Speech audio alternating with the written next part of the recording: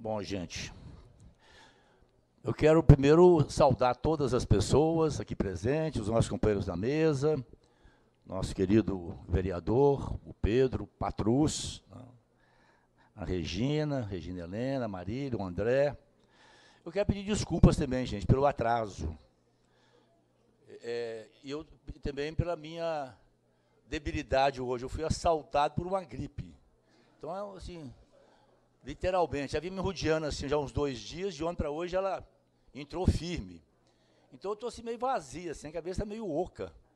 Então, assim, estou tentando me situar, assim, concentrar, entender. Mas a primeira coisa que eu quero registrar, eu estou muito feliz e muito bem impressionado com essa plenária. É de aquecer o coração da gente. Num sábado de manhã, tantas pessoas aqui presentes, além da dimensão política, né, da militância, do compromisso, do exercício efetivo dos direitos e deveres da cidadania, para mim também tem uma dimensão afetiva. Uma pena que eu cheguei atrasado, a gente tive que passar bem corrido. Mas eu revi aqui pessoas muito queridas, amigas, amigos, pessoas que eu não encontrava já há algum tempo, né, alguns eu pude abraçar, com outros assim, um sinalzinho mais de longe. Mas eu estou feliz. Se o corpo está um pouco fragilizado, em compensação, o coração e a alma estão bem aquecidos. Porque eu estou surpreso, não esperava essa plenária aqui, sinceramente com vocês. Eu vim achando que é um grupo menor de pessoas, né? Assim, eu quero parabenizar, né, o mandato do Pedro, a equipe que trabalha com ele, direto ou indiretamente, a militância, né, porque é muito bonito um encontro como esse, no momento que nós estamos vivendo, num sábado de manhã, com esse céu bonito de Belo Horizonte, né, essas manhãs maravilhosas de Belo Horizonte no mês de maio, né? A gente lembra bem, entende aquela frase meio enigmática do Guignard, né? A gente não sabe se ela é expansiva ou se é mais restritiva. Eu sempre penso na dimensão mais expansiva, quando ele diz que Belo Horizonte é o céu. Né? Porque o céu de Belo Horizonte realmente é de... Desculpa. É o seguinte, gente. Você vai interromper a poesia, Pê? Você está falando a poesia? Eu não percebi que é a poesia. Eu não estou gripado, não, mas eu não percebi. Hoje porque senão eu perco antes, né? Rapidinho. A Bia e a Alessandra vão passar com a inscrição para a gente agilizar na fala da plenária. Nós vamos escrever todo mundo que quiser, gente, só que nós não vamos ficar aqui uma eternidade. Então, vamos escrever, e aí a gente abre 10 ou 15 falas aqui por ordem de inscrição. Por favor, aí, quem quiser pode levantar na mão, o Eugênio também está aí, a Bia e a Alessandra vão passar. Obrigado. Desculpa. Não, muito brincadeira, Pedro. Foi um pretexto para a gente descontrair também. Né?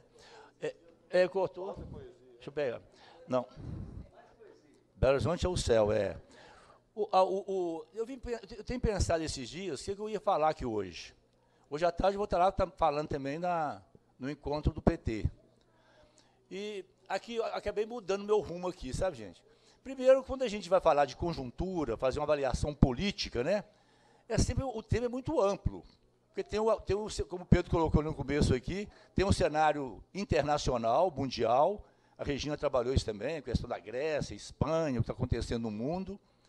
Tem um cenário nacional, tem um cenário estadual, tem um cenário local, Belo Horizonte, a região metropolitana de Belo Horizonte, aí a Contagem também da nossa querida Marília. Então, por onde abordar? E quando fala da conjuntura, pode pegar também uma análise mais histórica, política, econômica. É claro que elas se integram. Então, eu fiz uma opção de fazer uma fala assim, colocando alguns desafios, e depois eu quero falar um pouquinho também do que nós estamos vivendo no Ministério do Desenvolvimento Agrário.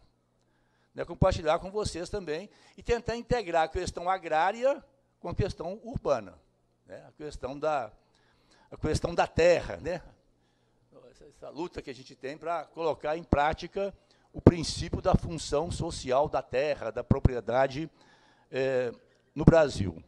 O André colocou, né, nós tivemos conquistas. A gente não pode esquecer isso.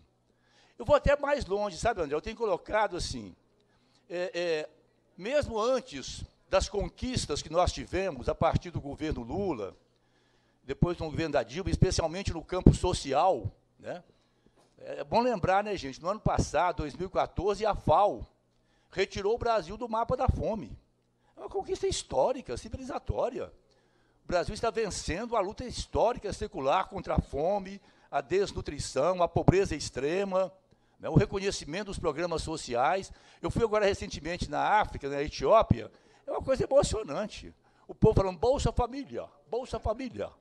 Assim, os programas sociais do Brasil são reconhecidos no mundo. A rede de proteção social, uma pena que a Simoninha não esteja aqui, né, essa conquista que foi, né, essa integração das políticas sociais. Né. Estava vendo também na nossa área, por exemplo, no PRONAF, 2002, 2003, né, 10, 11 anos atrás, né, 12 anos, 2 bilhões. 2014, 2015, 24 bilhões. Né, assim, houve um investimento forte do país, né, nas políticas sociais. Agora eu volto até mais atrás ainda. Sabe, assim, na minha infância, eu tenho lembrado muito disso, pelo fato de estar no Ministério do Desenvolvimento Agrário, eu estou recuperando muito a minha infância, a minha juventude rural, né, na Fazenda do Espinho, olha o nome, coisa pesada, né? Fazenda do Espinho, que chamava lá em Bocaiúva, fazenda do meu pai. Os trabalhadores, do Espinho mesmo, nome ruim. Varia falou, estava falando ontem comigo, isso é um nome pesado, né, dona Aurora? Espinho. Né? Mas na minha infância, os trabalhadores rurais do Brasil, assim como as trabalhadoras e os trabalhadores domésticos, não tinham nenhum direito. Nenhum. Era uma extensão da escravidão. Era um contrato de adesão, eles tinham que aderir às condições impostas pelo empregador, pelo dono da terra. Não tinha nenhum direito previdenciário. A Previdência começou no período mais duro da ditadura com o Fundo Rural, no tempo do Médici, em 1970, 71. É muito recente historicamente. Né?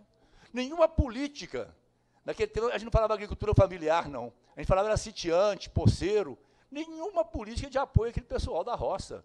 Pequenos sitiantes, poceiros. Nos anos 60, 70, até o começo dos anos 80 do século passado, nós tivemos um fluxo migratório do campo para a cidade brutal no Brasil. Milhões e milhões de famílias que provocaram esse engarrafamento humano nas grandes cidades e regiões metropolitanas do país. Crescimento desordenado, um verdadeiro inchaço das cidades. Então, quando a gente olha para trás, o Brasil está avançando, o país está caminhando. Como dizia o nosso querido, saudoso Darcy Ribeiro, meu conterrâneo, né, porque é de Montes Claros faz parte da grande Bocaiúva. Então, como dizia o Darcy Ribeiro, aos trancos e barrancos, o país avança. Né? Então, esse é o ponto que eu acho que a gente tem que ter a gente não pode, porque quem está fazendo o discurso da desesperança é a direita. Aí eu quero colocar um outro ponto aqui, engatando nas colocações feitas pela Regina, pelo André, aí nós temos que enfrentar. Esse é um grande desafio. Nós temos uma onda direitista no país. E essa onda direitista está muito bem acolhida nos meios de comunicação. E vamos dar o nome aqui a quem comanda isso. Chama-se Organizações Globo. A Rede Globo. Temos que... Ontem eu estava com a velhinha lá em casa, cheguei de viagem, conversando um pouco com ela, tomando uma cervejinha para aumentar a gripe, mas fomos assistir o Jornal das 10. A gente queria brincadeira, ué. É brincadeira. Sabe assim, a maneira como eles dão as notícias. Sabe assim, não tem nada de bom no país. Nada. O país não avançou nada. É um discurso de subserviência, é um discurso colonizador, de colonização interna. O país não pode dar certo. Tem que fazer com que nós sejamos de novo os vira-latas de que falava o Nelson Rodrigues, o complexo de vira-lata. É muito ruim isso. Então, esse é um desafio que nós temos que enfrentar democraticamente. Esse é outro grande desafio para nós também. Nós temos que alargar nossa cultura democrática. Nós temos que conviver com quem pensa também de forma diferente de nós. E fazer a disputa política, de ideias, de valores, de princípios. Né? Esse é um desafio. Agora, eu penso que nós temos que colocar na pauta a discussão dos meios de comunicação. Eu acho que nós entramos meio torto nessa história. Esse negócio de regulação da mídia, né? Você que foi presidente do sindicato, jornalista. A regulação da mídia é uma palavra bem negativa, né? Porque quem defende a liberdade de imprensa somos nós que lutamos contra a ditadura. É preciso lembrar o que foi a Rede Globo no tempo da ditadura. As pessoas morriam sob tortura, eles chamavam de terroristas e davam a versão oficial da ditadura, dizendo que as pessoas morriam em tiroteio, em luta armada e franca com as forças de segurança, quando estavam morrendo sob tortura. Foi assim que anunciaram a morte de várias pessoas. Eu lembro especialmente do Zé Carlos Mata Machado, preso, morrendo debaixo do pau, e eles dizendo que ele morreu enfrentando as forças armadas, as forças enfim, a polícia, né, os órgãos de segurança. Bom, então o que eu vejo? Nós temos que... Toda a grande imprensa no Brasil foi submissa à ditadura. Eu até faço uma justiça ao jornal O Estado de São Paulo, que a partir do dia 13 de dezembro de 1968, quando foi baixado o ato institucional número 5, ele se colocou na linha de oposição. Mas todo mais apoiou completamente. Então nós temos que recuperar isso. Nós não queremos, nós queremos mais liberdade de imprensa. Tem que colocar pelo positivo. Então são dois pontos que eu acho que nós temos que discutir, né? A democratização dos meios de comunicação, né? Porque são 4 ou 5 famílias que controlam, famílias poderosas, muito ricas, e que tem atrás delas os grandes anunciantes, né? Se apertar esse negócio da FIFA, vai bater na Rede Globo. É só apertar um pouquinho, nós sabemos disso, né? A transmissão dos jogos. Então é um acerto também entre eles, os detentores do dinheiro, do poder econômico. E a outra questão, gente, que eu acho que nós temos que colocar também, é a questão do direito que nós temos de ser bem informados. O direito à informação. Quem decide o que é notícia? É o William Bonner? É aquela moça lá da Bandeirantes que quer amarrar todo mundo no pó e mandar o povo bater? Né? Assim, e que tem um nome tão bonito, né? A personagem das Mil e Uma Noites. Né? Uma dó, né? Assim, Oi, SBT, né? Bom, tomar alguém aqui, gente. Bom, esse é um ponto. Agora, além da questão das comunicações, eu tenho pensado assim, gente, o Brasil tem algumas travas. Alguma coisa impede o Brasil de se soltar plenamente. Isso eu acho também. Estamos avançando, superamos muitas coisas, né? Agora, eu sinto que o país tem algumas travas. Eu vou colocar 3 aqui, para depois falar um pouco do Ministério. Além da questão da mídia, o Brasil enfrenta um problema de curto prazo urgentíssimo, que é a questão da violência, o André mencionou. Nós temos que fazer no Brasil um pacto pela vida. Eu sempre falei nas minhas aulas, nos meus tempos de professor na Católica, eu sempre falava para meus alunos isso. O direito, teoricamente, mais importante é o direito à vida. É em torno dele que nós nos coesionamos e nos organizamos socialmente, né? Nos constituímos em comunidade, sociedade. Na prática, não é. Na prática, o direito mais protegido é o direito de propriedade. É o sacrossanto direito de propriedade, intocável no Brasil. Aí nós carregamos as marcas do século XIX mesmo. Aí tem uma dificuldade histórica para nós. Sabe assim, vocês imaginam, gente, o André falou que são 30 mil jovens que morrem por ano. A maioria negros e pobres. São dado oficial do governo, eu ouvi isso numa reunião de ministros. Em 2014, foram mais de 56 mil homicídios no Brasil. 56 mil. Outro tanto, quase 50 mil, morre no trânsito. São mais de 100 mil mortes violentas por ano no Brasil. Aí vão crianças, jovens, mães e pais de família, e os velhinhos como eu, está querendo viver um pouquinho mais também, né? Aproveitar um pouquinho a vida, curtir os netos, né? E ajudar o país a caminhar, avançar, né? Assim, então, isso é muito sério. Né? Assim, agora, aí nós temos que enfrentar historicamente também. O Brasil é historicamente um país violento. Aprendi na escola primária, em Bocaiúva, que não era. Lá me ensinaram que nós temos uma história incruenta, pacífica, sem conflitos, como disse aqui a Regina. Né? Assim, fizemos a independência sem violência, abolimos a escravidão sem violência, proclamamos a República sem violência, a Revolução de 1930 também acabou sendo resolvida na conversa, a Batalha de Tararé foi a batalha que não houve. Né? Pois bem, gente, não é assim não. É uma violência histórica contra os índios, essa é muito séria, né? Alguns falam em genocídio mesmo. A violência histórica contra os negros, a escravidão, que deixou marcas profundas na sociedade brasileira. A violência contra os pobres, a violência da concentração da terra, a violência dos donos, dos proprietários. Né? Só que enquanto a violência estava lá contra os índios, contra os negros, contra os pobres, não tinha problema. Agora a violência está batendo na porta nossa, da classe média e dos ricos. Né? Mas é uma questão que nós temos que enfrentar. Eu não sei, nós temos que pautar essa discussão de maneira vigorosa. Não é essa maneira perversa da direita, né? Redução da maioridade penal. Né? Nós temos que discutir isso historicamente. A esquerda brasileira, as forças democrático-populares, que nós falamos com muito orgulho, nós temos que pautar essa discussão. Né? Afirmar o primado da vida. Porque é a partir daí que a gente vai desdobrar outras questões. Aí vem um segundo, que eu acho assim, uma trava também enorme no Brasil, ligada a isso aí, que é a questão do Brasil não ter feito a reforma agrária.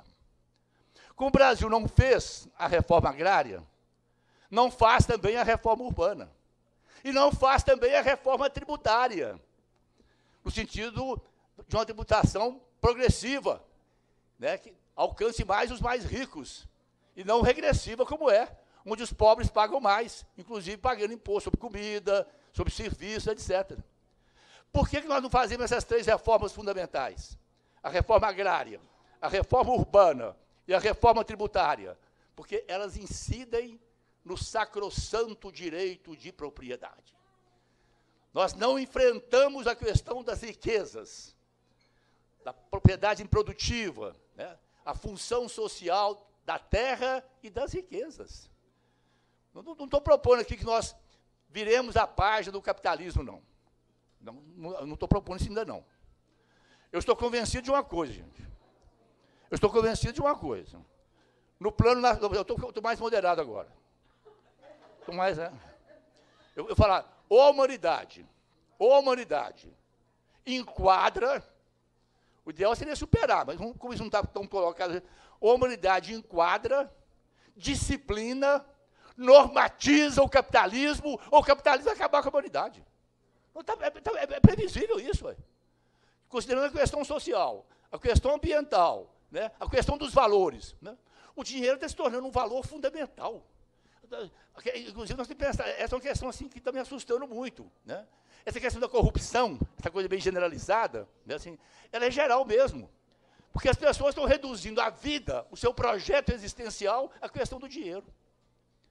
Aí eu coloco também, ou o Brasil enquadra, normatiza, disciplina a Rede Globo, ou a Rede Globo impede a realização de um projeto nacional brasileiro.